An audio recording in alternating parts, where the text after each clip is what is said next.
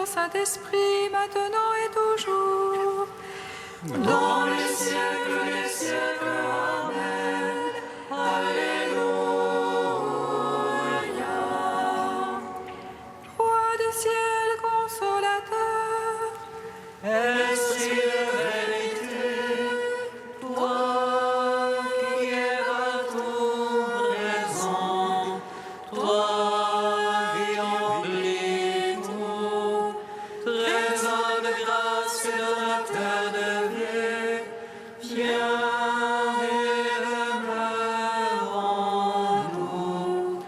Purifie-nous de toute souillure et sauve nos âmes, toi qui es mon Dieu. Roi du ciel consolateur, Esprit de vérité, toi qui es partout présent, toi qui emplis tout, trésor de grâce et donateur de vie, viens et demeure en nous. Purifie-nous de toute souillure et sauve nos âmes, toi qui es mon Dieu.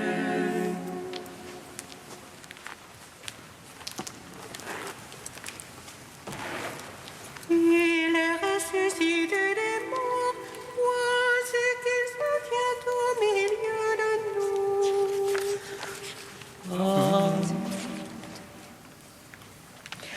Il est ressuscité des morts, lui que nous avions cloué sur la croix. Voici mes mains, voici mes pieds, regardez celui qui fut transpercé. Voici la plaie de mon côté, d'où l'eau et le sang ont coulé. Alléluia, Alléluia. Il est ressuscité des morts, il nous remplit de joie par sa venue. Nul ne pourra nous enlever la paix que le monde ne peut donner. Paix soit à vous, dit le Seigneur, parfaite soit en vous la joie. Alléluia, Alléluia. Il est ressuscité des morts, il monte vers Dieu et notre Dieu, d'auprès du Père l'Esprit Saint, l'Esprit de vérité nous est donné. Gloire à Dieu Père et à l'Esprit, gloire à Jésus ressuscité. Alléluia, Alléluia. Psaume 118, strophe 22. Le Christ ressuscité, Alléluia, donne la paix à son peuple, Alléluia. Christ ressuscité, Alléluia. Donne la paix à son peuple, Alléluia. Que mon cri soit proche de ta face, par ta parole fais-moi comprendre. Que ma prière arrive devant ta face. Par ta promesse, délivre-moi. Que mes lèvres publient ta louange, car tu m'apprends tes volontés. Que ma langue redise ta promesse. Car tous tes ordres sont justice. Que ta main me soit en aide, car j'ai choisi tes préceptes. J'ai désir de ton salut, Seigneur. Ta loi fait mes délices. Que vive mon âme à te louer. Tes jugements me soient en aide. Je m'égare de brebis perdues. Viens chercher ton serviteur. Non, je n'ai pas oublié tes commandements. Ton salut selon ta promesse. Gloire au Père, au Fils, au Saint-Esprit. Pour les siècles des siècles. Amen. Le Christ est ressuscité. Alléluia. Donne la paix à son peuple. Alléluia. Psaume 127.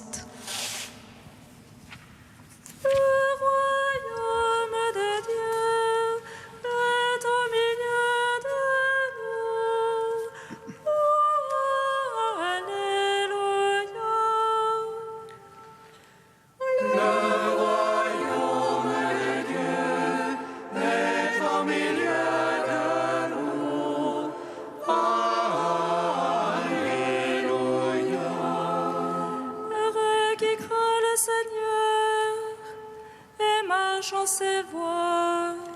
Nul labeur de tes mains te profitera.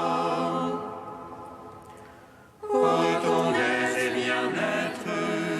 Car l'épouse une vigne fructueuse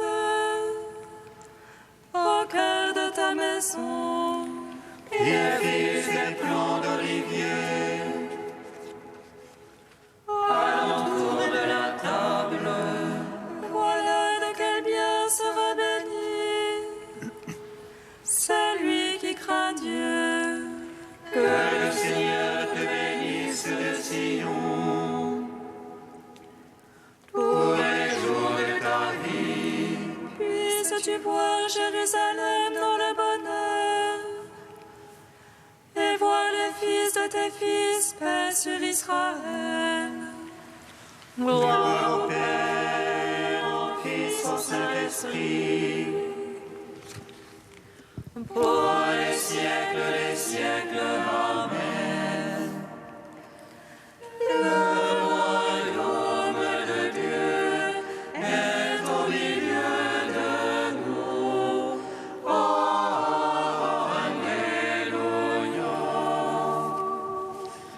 Psaume 128. Tu montres que de ma jeunesse à Israël de le dire. Quand il montra qu'elle est ma jeunesse, ils n'ont pas eu le dessus. Sur mon dos, l'amoureux et l'amoureux, allongeons leur sillon. Mais le Seigneur qui est juste a mis en pièces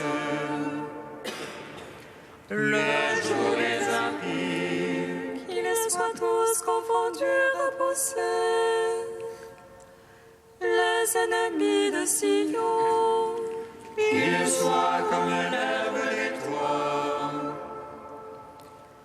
que aussi le vent d'est. Le moissonneur n'en remplit pas sa main, ni le lieu son giron.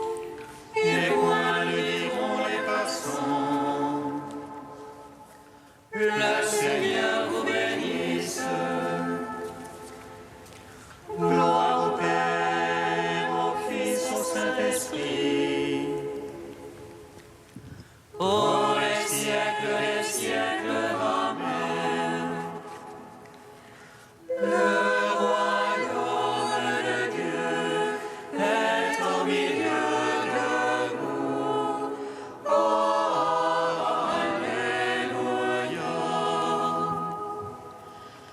Cantique d'Isaïe, page 298. Vous tous qui avez soif, venez vers l'eau, même sans argent, venez. Sans payer, achetez du blé, consommez du vin et du lait. Pourquoi dépenser votre argent pour autre chose que du pain? Pourquoi dépenser vos forces sans jamais être rassasiés? Écoutez donc, écoutez-moi, et mangez ce qui est bon. Tendez l'oreille, venez vers moi, écoutez, vous vivrez. Cherchez le Seigneur jusqu'à ce qu'il se laisse trouver. Invoquez-le car il est proche. Que le méchant abandonne ses voies, l'homme malfaisant ses pensées. Qu'il retourne vers le Seigneur, qui lui montrera sa tendresse. Qu'il aille vers notre Dieu, lui se surpasse pour pardonner. Ô est le ciel au-dessus de la terre, et les voies au-dessus de vos voies. Autant l'un est élevé au-dessus de l'autre, autant mes pensées au-dessus de vos pensées. Comme des cieux descendent pluie et neige, et n'y remontent pas sans avoir arrosé la terre. L'avoir fécondé fait germer, pour qu'elle donne la semence puis le pain. Ainsi est la parole sortant de ma bouche, elle ne revient pas sans résultat. Sans avoir exécuté ce qui me plaît, et réussi sa mission. Rendons gloire au Père puissant, à son Fils Jésus-Christ le Seigneur, à l'Esprit qui habite en nos cœurs, pour les siècles des siècles. Amen.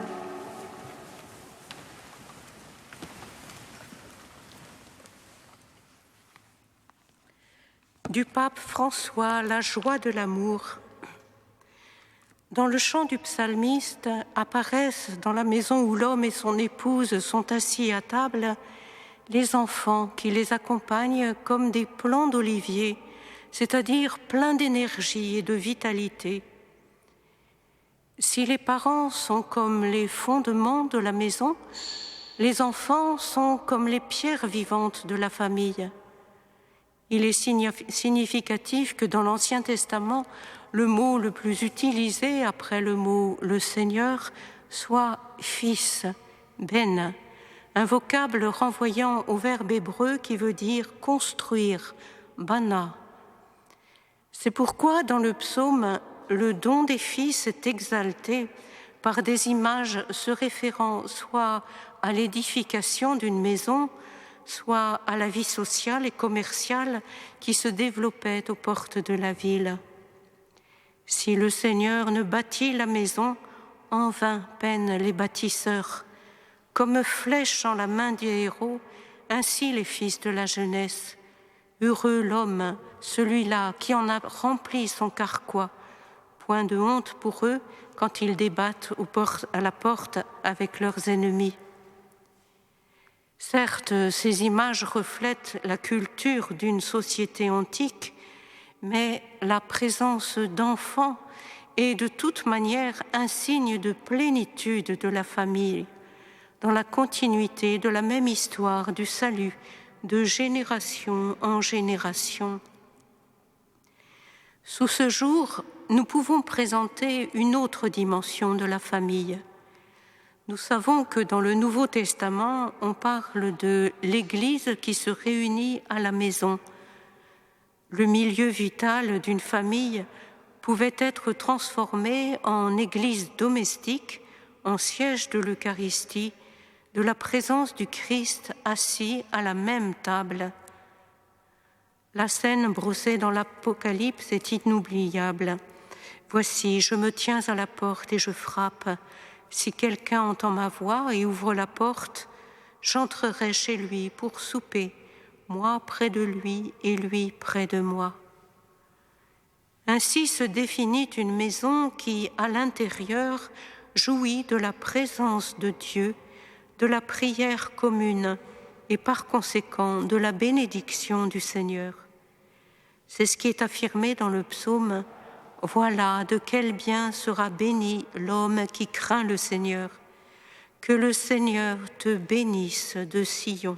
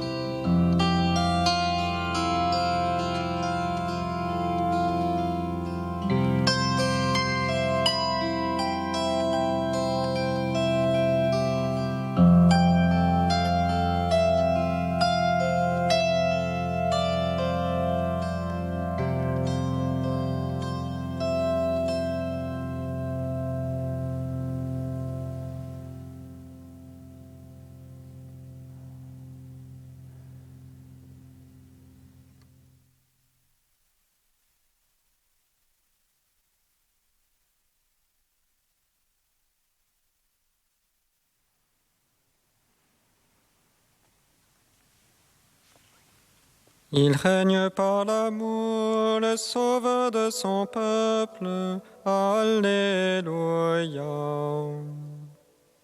Il règne par l'amour, le sauveur de son peuple. Alléluia. De la descendance de David, Dieu a fait sortir un sauveur, c'est Jésus. Il règne par l'amour, le sauveur de son peuple. Alléluia.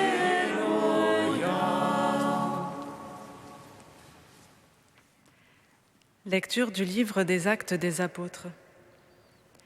Quittant l'île de Chypre pour l'Asie mineure, Paul et ceux qui l'accompagnaient s'embarquèrent à Paphos et arrivèrent à Pergé en Pamphylie. Mais Jean-Marc les abandonna pour s'en retourner à Jérusalem. Quant à eux, ils poursuivirent leur voyage au-delà de Pergé et arrivèrent à Antioche de Pisidie. Le jour du sabbat, ils entrèrent à la synagogue et prirent place. Après la lecture de la loi et des prophètes, les chefs de la synagogue leur envoyèrent dire « Frères, si vous avez une parole d'exhortation pour le peuple, parlez. » Paul se leva, fit un signe de la main et dit « Israélites, et vous aussi qui craignez Dieu, écoutez. Le Dieu de ce peuple, le Dieu d'Israël, a choisi nos pères. Il a fait grandir son peuple pendant le séjour en Égypte et il l'en a fait sortir à bras étendus. Pendant une 40aine d'années, il les a supportés au désert et, après avoir exterminé tour à tour 7 nations au pays de Canaan, il a partagé pour eux ce pays en héritage. Tout cela durant environ 450 ans. Ensuite, il leur a donné des juges jusqu'au prophète Samuel. Puis ils demandèrent un roi et Dieu leur donna Saül, fils de Kish, homme de la tribu de Benjamin, pour 40 années. Après l'avoir rejeté, Dieu a, pour eux, suscité David comme roi, et il lui a rendu ce témoignage: « J'ai trouvé David, fils de Jessé. C'est un homme selon mon cœur, qui réalisera toutes mes volontés. » De la descendance de David, Dieu, selon la promesse, a fait sortir un sauveur pour Israël. C'est Jésus, dont Jean le Baptiste a préparé l'avènement en proclamant avant lui un baptême de conversion pour tout le peuple d'Israël. Au moment d'achever sa course, Jean disait: « Ce que vous pensez que je suis, je ne le suis pas. Mais le voici qui vient après moi, et je ne suis pas digne de retirer les sandales de ses pieds. » Gloire et louange à toi, gloire à toi, Seigneur.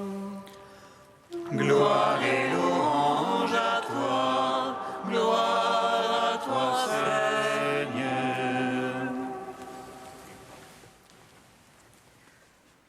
Aujourd'hui, saint Luc nous propose de suivre les pas de Paul et de ses compagnons, invités à adresser la parole à l'assemblée synagogale d'Antioche de Pisidie. Une prédication qui peut nous paraître étonnante. En effet, saint Paul y reprend toute l'histoire du peuple d'Israël depuis les origines, depuis l'appel d'Abraham en Chaldée. Mais cette histoire, les auditeurs la connaissent. Ils sont juifs ou prosélytes, ils fréquentent la synagogue, ils viennent d'écouter la lecture de la loi et des prophètes.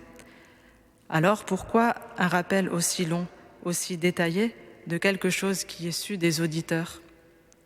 Plusieurs raisons peuvent être invoquées, mais entre autres, on peut penser que le récit de cette histoire du peuple d'Israël fonctionne comme un symbole, au sens de symbole de la foi, de credo. Un symbole, c'est ce qui permet à deux personnes qui se rencontrent de se reconnaître, de reconnaître un lien entre elles, une référence commune. C'est ce qui se passe ici. Paul récite en quelque sorte l'histoire d'Israël, l'histoire sainte d'Israël, telle qu'on la récite en y marquant bien les lieux d'intervention de Dieu, comme les catéchumènes récitent le credo avant leur baptême, pour dire qu'ils y croient, qu'ils reconnaissent cette histoire. Cette histoire, Paul et ses compagnons la connaissent, ils la professent, ils y adhèrent. Paul peut être ainsi reconnu par les auditeurs comme l'un des leurs, quelqu'un qui prend au sérieux leur histoire. C'est après seulement qu'il pourra commencer à leur annoncer la nouveauté.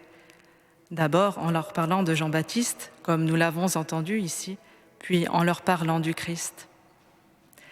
Aujourd'hui, il nous arrive de vivre des choses semblables en Église. La nouveauté s'appuie sur toute la sagesse, en parole et en acte, portée par l'Église au long des siècles. Ce qui a été reconnu par le passé comme inspiré par l'Esprit Saint doit être reconnu et maintenu quand une nouveauté est apportée. L'Esprit ne se contredit pas. Mais au fur et à mesure des siècles, nous recueillons l'expérience accumulée de multiples générations de croyants qui ont cherché sincèrement et de tout leur cœur, en déployant les ressources de leur cœur et de leur intelligence, la vérité sur Dieu et la volonté de Dieu. Nous pouvons nous appuyer sur tout ce qu'ils nous ont appris, sur tout ce qu'ils ont pratiqué aussi, peut-être confusément, au cours des âges. C'est à partir de là que nous pourrons accueillir une nouveauté qui soit bonne et qui mène vers la vie. Une nouveauté qui ne soit pas destruction du passé, mais humble reconnaissance du passé et de ce qu'il y a de meilleur en lui. Pour cela, il faut prendre acte de tout ce qu'a déjà été l'histoire de l'Église avec Dieu, avec sa lumière et ses zones d'ombre aussi, à travers lesquelles le Seigneur est passé également et a fait passer une étape de son plan de salut. Ainsi, nous pourrons laisser passer la parole d'encouragement que Dieu lui-même adresse à son peuple ici et maintenant.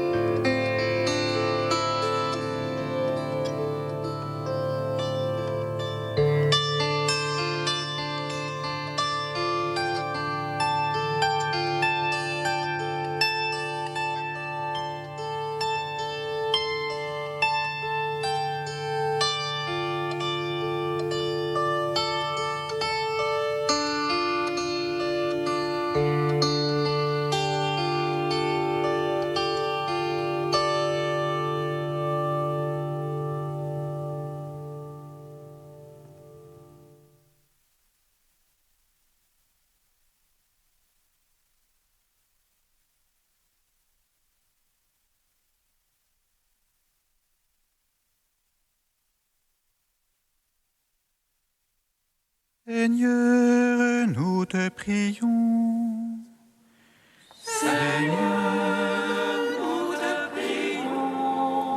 Pour nos frères juifs aînés dans la foi d'Abraham qui s'apprêtent à célébrer Pessah, afin qu'ils cheminent vers l'illumination, Seigneur, nous te prions. Seigneur, nous te prions. Pour nos frères musulmans qui craignent et adorent le Dieu unique, afin qu'ils cheminent dans la connaissance de celui qui est justice et miséricorde, Seigneur, nous te prions. Seigneur, nous te prions. Pour les chercheurs de sens, les chercheurs de Dieu, afin que leur intelligence et leur cœur s'ouvrent à ta connaissance, Seigneur, nous te prions. Seigneur, Saint Dieu fort, Alléluia, Saint immortel, Alléluia. Dieu saint, Dieu fort, Alléluia, Saint immortel, Alléluia.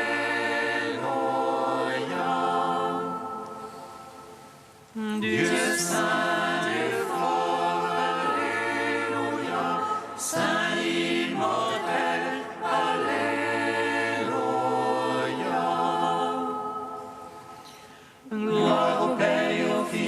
Saint-Esprit, maintenant et toujours et dans les siècles des siècles. Amen. Saint immortel, Alléluia. Dieu saint, Dieu fort, Alléluia. Saint immortel, Alléluia. Comme nous l'avons appris du Sauveur, et selon son commandement, nous osons dire: Notre Père, qui es aux cieux, que ton nom soit sanctifié, que ton règne vienne, que ta volonté soit faite sur la terre comme au ciel. Donne-nous aujourd'hui notre pain de ce jour. Pardonne-nous nos offenses, comme nous pardonnons aussi à ceux qui nous ont offensés. Et ne nous soumets pas à la tentation, mais délivre-nous du mal. Car c'est à toi qu'appartiennent le règne, la puissance et la gloire, pour les siècles des siècles. Amen. Dieu qui relève la nature humaine bien au-dessus de sa condition originelle, souviens-toi de cette œuvre de ton amour. Maintiens dans ta bénédiction ceux que tu as régénérés par Jésus-Christ, ton Fils, notre Seigneur et notre Dieu, qui vit et règne avec toi et le Saint-Esprit, maintenant et pour les siècles des siècles. Amen. Bénissons le Seigneur.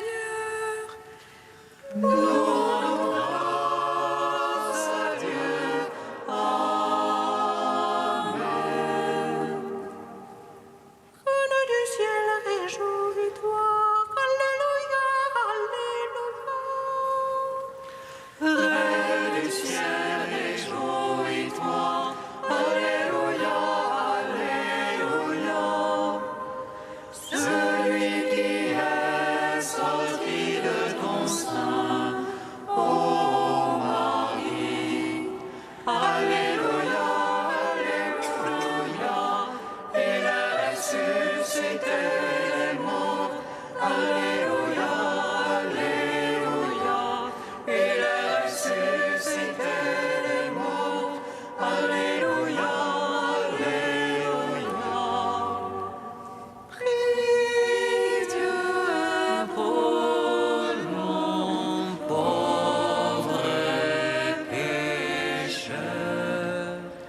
Alléluia, Alléluia, Alléluia, Alléluia.